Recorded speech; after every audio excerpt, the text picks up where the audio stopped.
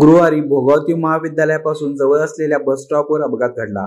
या अपघातामध्ये मृत पावलेल्या प्रज्ञा कांबळे व गंभीर जखमी झालेल्या विद्यार्थिनींना न्याय मिळावा यासाठी Republican party of India Kolhapur जिल्ह्याच्या वतीने जिल्हाधीश उत्तमदादा कांबळे यांच्या नेतृत्वाखाली आज भोगावती महाविद्यालयाचे प्राचार्य डॉक्टर डी.ए. चौगुले यांना निवेदन देण्यात आले।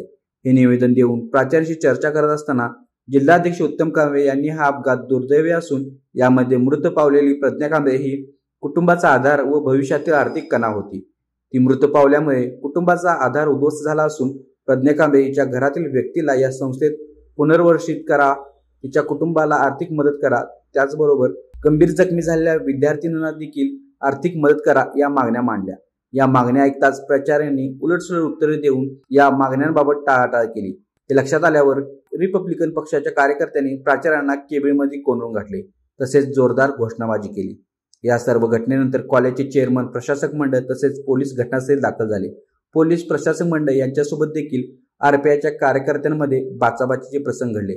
त्यामुळे काही काळ वातावरण तणावपूर्ण बनले होते। प्रज्ञा कांबळे यांच्या कुटुंबातील व्यक्तीला शैक्षणिक पात्रतेनुसार शिक्षण मंडळामध्ये सेवेसाठी घेऊ तसेच प्रज्ञा कांबळे व तिच्यासोबत गंभीर जखमी झालेल्या विद्यार्थिनींना आर्थिक मदत करू असे अभिवचन दिल्यानंतर कार्यकर्त्यांनी आंदोलन मागे घेतले।